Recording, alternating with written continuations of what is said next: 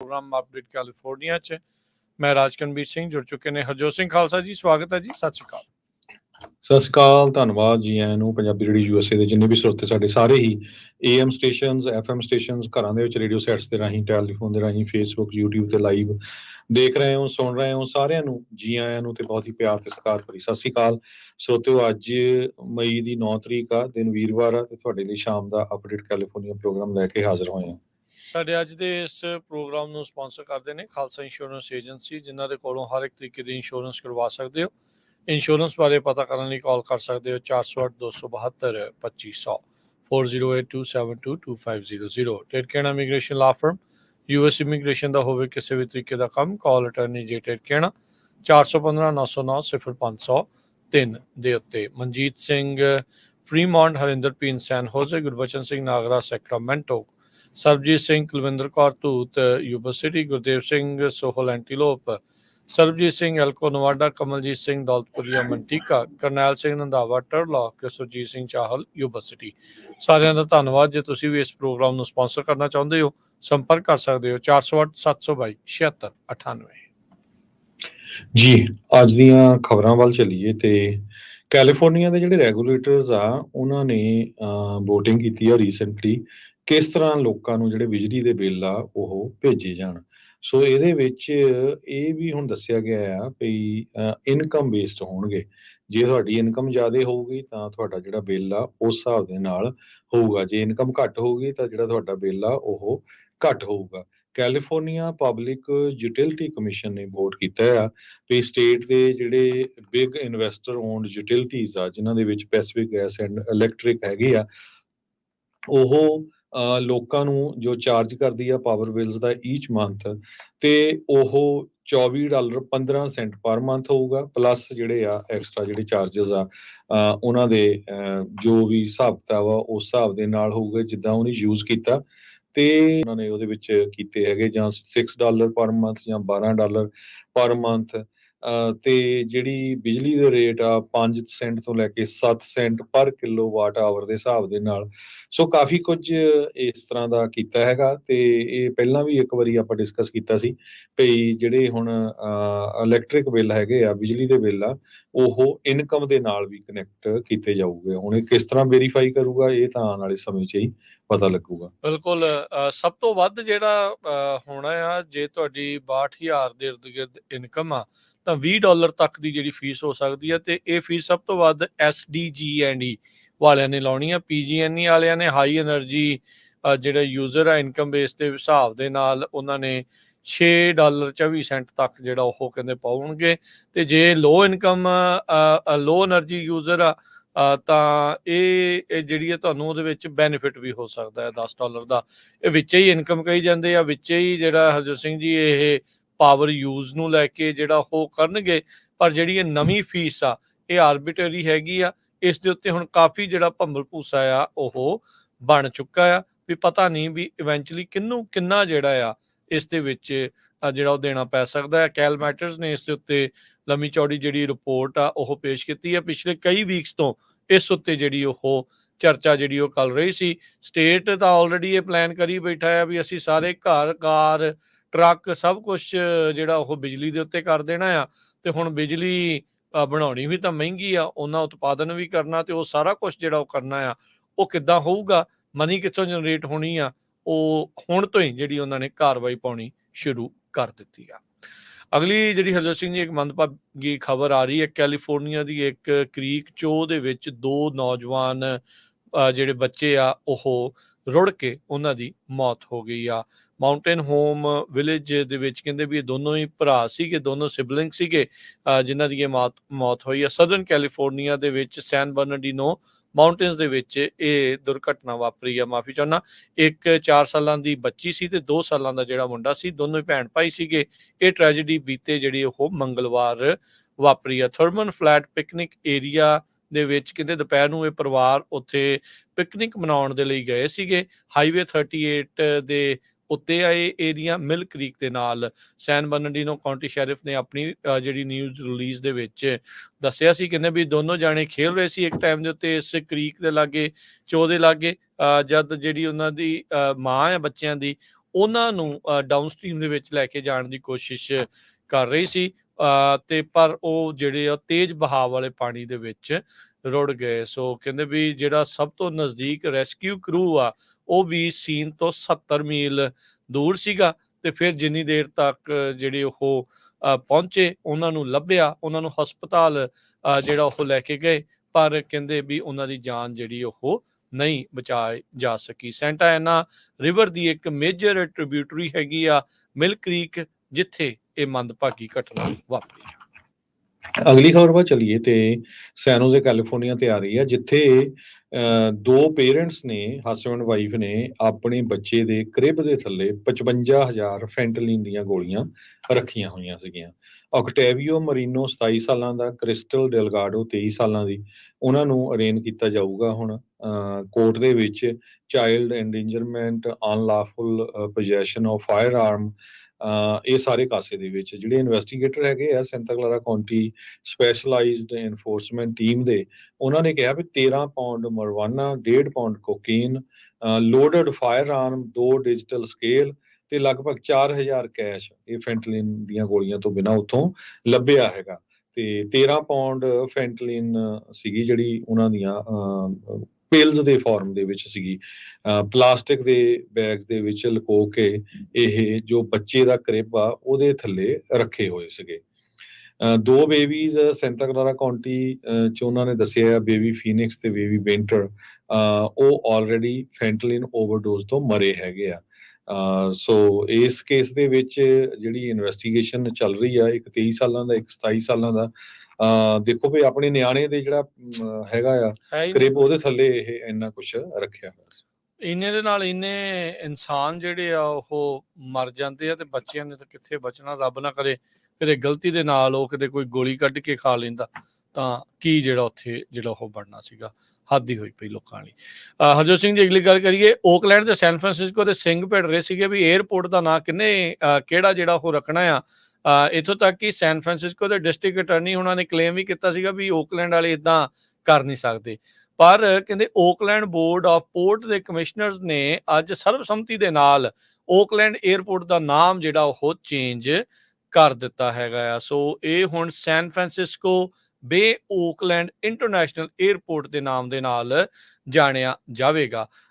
ਤੇ ਕਹਿੰਦੇ ਵੀ ਜਿਹੜੀ ਅੱਜ ਦੀ ਇਹ ਵੋਟ ਆ, ਇਹ ਫਾਈਨਲ ਸਟੈਪ ਸੀਗਾ ਇਸ ਏਅਰਪੋਰਟ ਦਾ ਨਾਮ ਜਿਹੜਾ ਆ ਉਹ ਬਦਲਣ ਦੇ ਲਈ।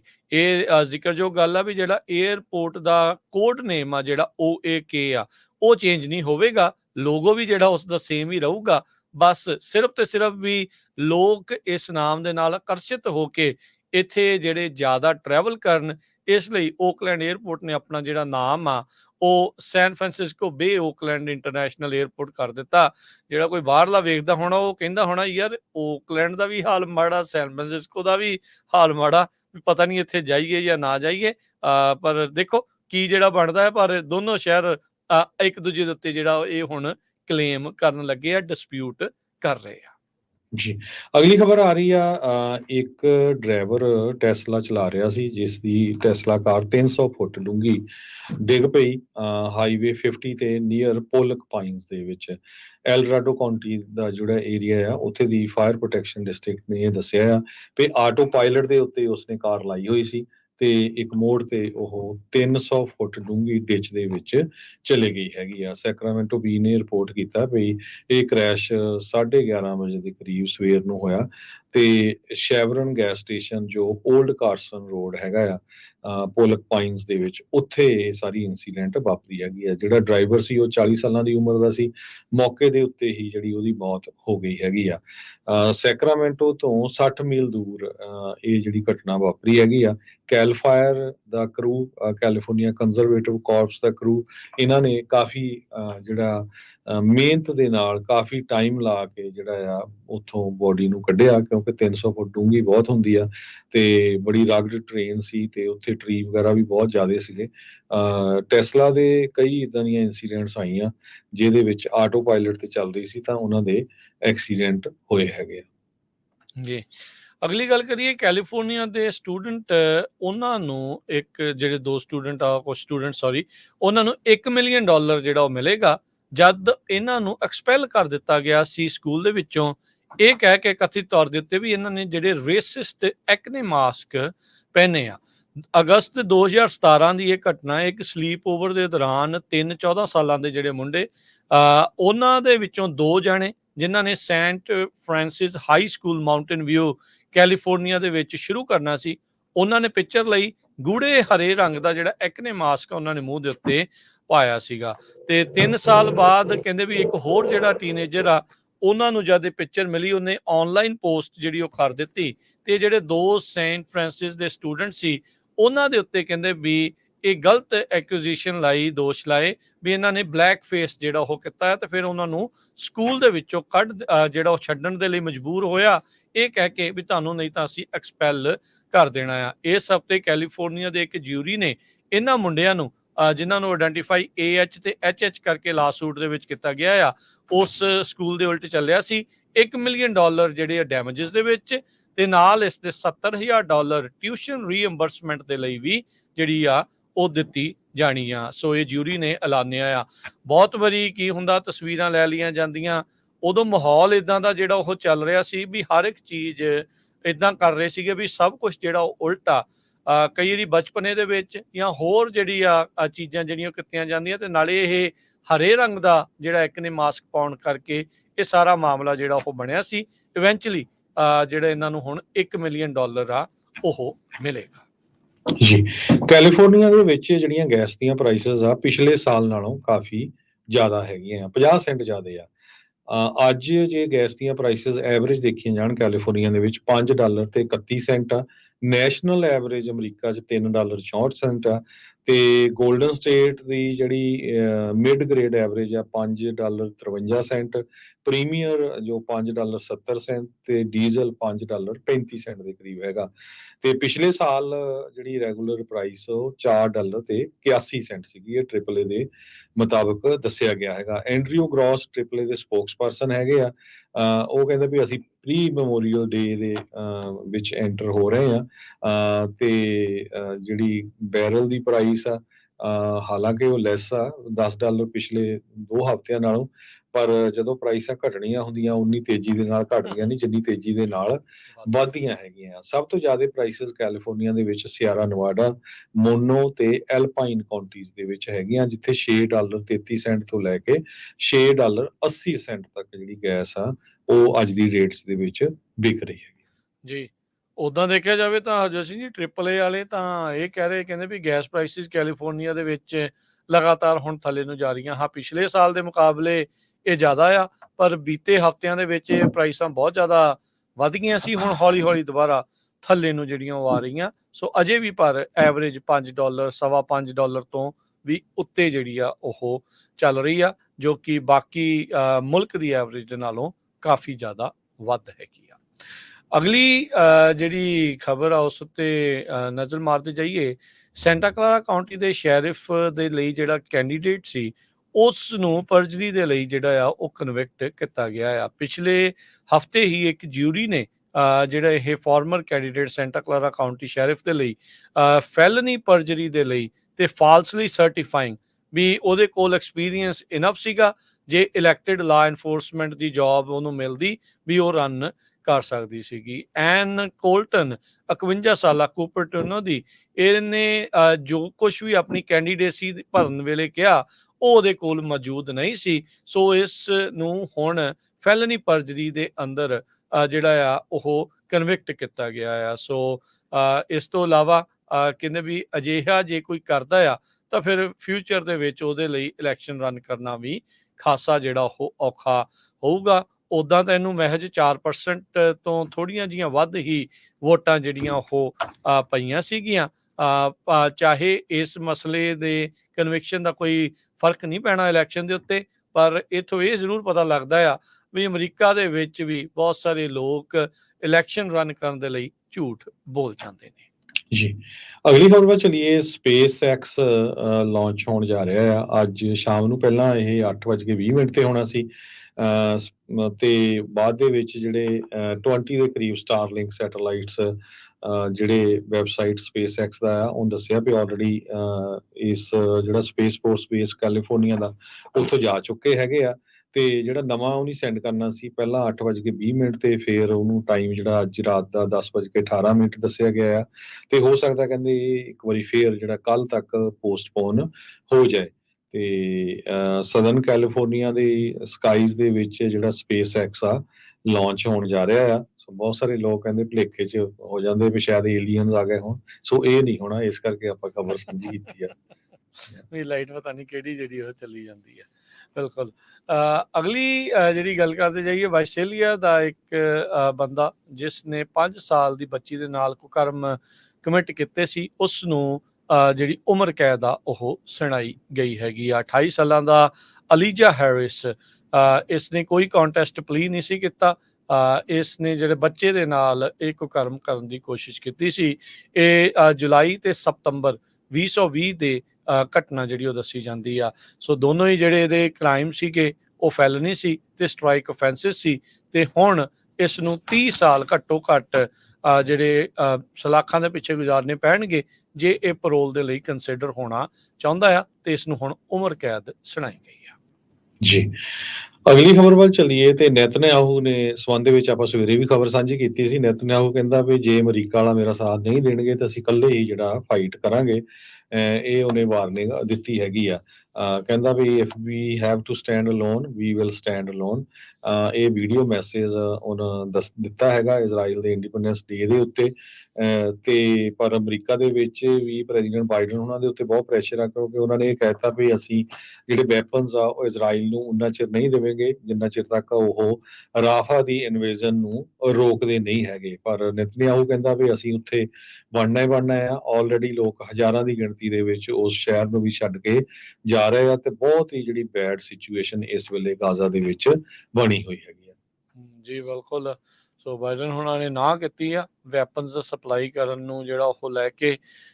ਸੋ ਦੇਖੋ ਕੀ ਜਿਹੜਾ ਇੱਥੇ ਬਣਦਾ ਆ। ਬਾਈਡਨ ਹੁਣੀ ਇਹ ਕਹਿ ਸਕਦੇ ਆ ਵੀ ਇਲੈਕਸ਼ਨ ਦਾ ਖੇਡ ਰਹੇ ਆ। ਉਹ ਬਹੁਤ ਸਾਰੀ ਵੋਟ ਆਪਣੀ ਲੂਜ਼ ਕਰ ਰਹੇ ਆ ਜੇ ਲਗਾਤਾਰ ਇਜ਼ਰਾਈਲ ਦੀ ਹਮਾਇਤ ਦੇ ਵਿੱਚ ਉਹ ਜਾਂਦੇ ਆ। ਇੱਕ ਪਾਸੇ ਜਿਹੜੇ ਇਜ਼ਰਾਈਲ ਦੇ ਕੱਟੜ ਸਮਰਥਕ, ਦੂਜੇ ਪਾਸੇ ਜਿਹੜੇ ਆਪਾਂ ਹੁਣ ਪ੍ਰੋਟੈਸਟ ਦੇਖ ਰਹੇ ਹਾਂ ਪੈਲਸਤੀਨ ਦੇ ਹੱਕ ਦੇ ਵਿੱਚ। ਇਹ ਇਹਦੇ ਲਈ ਬਾਈਡਨ ਹੋਣਾ ਦੇ ਲਈ ਚੰਗੀ ਦੁਵਿਧਾ ਜਿਹੜੀ ਉਹ ਬਣੀ ਆ। ਸਪੋਰਟ ਕਰਦੇ ਆ ਤਾਂ ਵੀ ਫਸਦੇ ਆ, ਨਹੀਂ ਸਪੋਰਟ ਕਰ ਰਹੇ ਤਾਂ ਵੀ ਜਿਹੜਾ ਉਹ ਫਸ ਰਹੇ ਆ। ਇਲੈਕਸ਼ਨ ਦੇ ਉੱਤੇ ਜ਼ਰੂਰ ਇਹਨਾਂ ਫੈਸਲਿਆਂ ਦਾ ਅਸਰ ਆਪਾਂ ਨੂੰ ਨਜ਼ਰ ਆਵੇਗਾ। ਤੇ ਖਬਰਾਂ ਦਾ ਜਿਹੜਾ ਸਮਾਂ ਸਮਾਪਤ ਹੈ ਤੇ ਜਾਂਦੇ ਜਾਂਦੇ ਜੇ ਤੁਹਾਨੂੰ ਮਾਰਕੀਟਸ ਦਾ ਅੱਜ ਹਾਲ ਦੱਸਦੇ ਜਾਈਏ ਤੇ ਡਾਓ ਜੋਨ ਦੇ ਵਿੱਚ ਅੱਜ ਉਛਾਲ ਕਾਫੀ ਰਿਹਾ। 331 ਪੁਆਇੰਟ ਵੱਧ ਕੇ 39,000 ਤੇ 388 ਤੇ ਬੰਦ ਹੋਇਆ। S&P 26 ਪੁਆਇੰਟ ਵੱਧ ਕੇ 5214, ਨੈਸਡੈਕ 44 ਪੁਆਇੰਟ ਵੱਧ ਕੇ 16,346 ਤੇ ਬੰਦ ਹੋਇਆ। ਸੋਨੇ ਦਾ ਭਾਅ $2354 ਪ੍ਰਤੀ ਆਉਂਸ। ਕੱਚੇ ਤੇਲ ਦੀ ਕੀਮਤ $80 ਪ੍ਰਤੀ ਬੈਰਲ ਜਿਹੜੀ ਰਹੀ ਹੈ। 10 ਈਅਰ ਯੀਲਡ 4.45%। ਕ੍ਰਿਪਟੋ ਕਰੰਸੀ 'ਚ ਬਿਟਕੋਇਨ 62,827, ਇਥੀਰੀਅਮ $3,027 ਦੇ ਬਰਾਬਰ ਚੱਲ ਰਿਹਾ ਹੈ। $1 ਦੇ ਬਰਾਬਰ ਇੰਡੀਆ ਦੇ $83 ਤੇ 46 ਪੈਸੇ ਰਹੇ ਆ। $1 ਦੇ ਬਰਾਬਰ ਪਾਕਿਸਤਾਨ ਦੇ 278 ਤੇ 25 ਪੈਸੇ। $1 ਦੇ ਬਰਾਬਰ ਕੈਨੇਡਾ ਦੇ $1 ਤੇ 36 ਸੈਂਟ। ਤੇ ਜਾਂਦੇ ਜਾਂਦੇ ਇੱਕ ਵਾਰੀ ਫੇਰ ਦੱਸਦੀ ਜਾਈਏ ਰਾਜਕਨਵੀਰ ਸਿੰਘ ਜੀ ਜਿਹੜਾ ਹੁਣ ਅਗਲਾ ਰੈਫਲ ਆ, 2 ਕੱਢ ਚੁੱਕੇ ਆ। ਵੱਖ-ਵੱਖ 2 ਨਹੀਂ ਆਪਾਂ ਕੱਢੇ ਤਾਂ ਬਹੁਤ ਸਾਰੇ ਆ। 2 ਜਿਹੜੇ ਸਾਡੇ ਰੇਡੀਓ ਸਟੇਸ਼ਨ ਦਾ ਏਰੀਆ ਉਹਨਾਂ 'ਚ ਕੱਢੇ ਆ। ਤੀਜਾ ਜਿਹੜਾ ਸਾਡਾ ਰੇਡੀਓ ਸਟੇਸ਼ਨ ਦਾ ਏਰੀਆ ਬੇਕਰਸਫੀਲਡ ਵਾਲਾ ਆ। ਸੋ ਬੇਕਰਸਫੀਲਡ ਤੇ ਇਸ ਦੇ ਆਸ-ਪਾਸ ਦੇ ਜਿੰਨੇ ਵੀ ਸਾਡੇ ਸਰੋਤੇ ਰੇਡੀਓ ਨੂੰ ਸੁਣ ਰਹੇ ਆ 1350 AM ਦੇ ਉੱਤੇ ਤੇ 107.5 ਜੀ। ਸੋ ਇਹਦੇ ਉੱਤੇ ਜਿਹੜਾ ਵੀ ਸੁਣ ਰਹੇ ਆ ਤੁਸੀਂ ਬੇਕਰਸਫੀਲਡ, ਡਲੀਨੋ, ਇਹਨਾਂ ਇਲਾਕਿਆਂ ਦੇ ਵਿੱਚ, ਉਹ ਆਇਲਡੇਲ, ਹੋਰ ਇਲਾਕਿਆਂ ਦੇ ਵਿੱਚ, ਅਰਵਿਨ, ਇਹਨਾਂ ਥਾਵਾਂ ਦੇ ਉੱਤੇ ਤਾਂ ਤੁਸੀਂ ਜਿਹੜਾ ਜ਼ਰੂਰ ਕਾਲ ਕਰਕੇ ਜਿਹੜਾ ਉਹ ਸਾਨੂੰ ਦੱਸੋ ਤੇ ਤੁਹਾਡਾ ਰੈਫਲ ਦੇ ਵਿੱਚ ਨਾਮ ਜਿਹੜਾ ਉਹ ਐਡ ਕੀਤਾ ਜਾਊਗਾ। ਨੰਬਰ ਰੈਫਲ ਦੇ ਵਿੱਚ ਨਾਮ ਐਡ ਕਰਵਾਉਣ ਦੇ ਲਈ 408-272 5200 4082725200 ਦੇ ਉੱਤੇ। ਸੋ ਜ਼ਰੂਰ ਜਿਹੜਾ ਜੀ ਉਹ ਤੁਸੀਂ ਜਿਹੜਾ ਉਹ ਆਪਣਾ ਨਾਮ ਲਿਖਵਾਉਣਾ। ਤੇ ਹੁਣ ਆਪਾਂ ਲੈਂਦੇ ਹਾਂ ਜੀ ਇਜਾਜ਼ਤ ਮੇਰੇ ਰਾਜਕਨਵੀਰ ਸਿੰਘ ਵੱਲੋਂ ਤੇ ਹਰਜੋਤ ਸਿੰਘ ਵੱਲੋਂ ਸਭ ਨੂੰ ਪਿਆਰ ਸਤਿਕਾਰ ਸੈਨਿਕੀ ਜਿਹੀ ਸਤਿ ਸ੍ਰੀ ਸਤਿ ਅਕਾਲ। ਸ੍ਰੀ ਅਕਾਲ। ਜਿਹਦੇ ਵਾਸਤੇ ਰਹੋ, ਹੱਸਦੇ ਖੇਡਦੇ ਰਹੋ, ਸੁਣਦੇ ਰਹੋ, ਦੇਖਦੇ ਰਹੋ ਪੰਜਾਬੀ ਰੇਡੀਓ USA। US